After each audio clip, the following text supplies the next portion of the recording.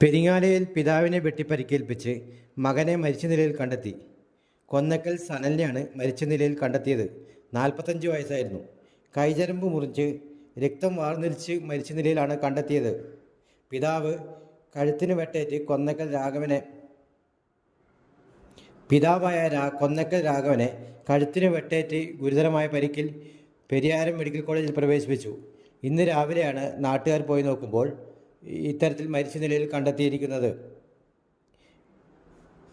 വർഷങ്ങളായി പിതാവും മകനും ഒറ്റയ്ക്കാണ് ഈ വീട്ടിൽ താമസിക്കുന്നത്. ആലക്കോട് പോലീസ് സ്ഥലത്തെത്തി അന്വേഷണം ആരംഭിച്ചു.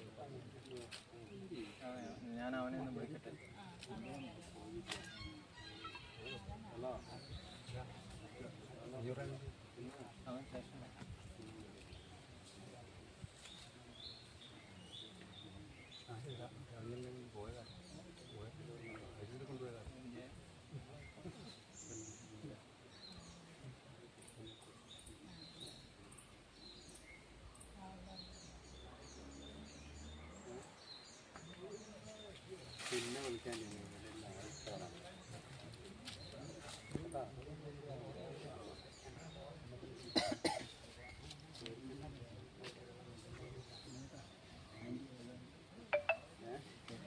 അത് ഇന്നലെ രാമ എടാ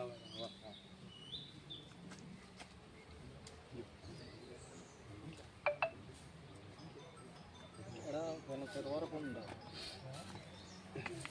വേണ്ട വീട്ടിലും കേസ് കേട്ടോ. എനിക്കറിയാം, ഞാൻ അവിടെ വേറെ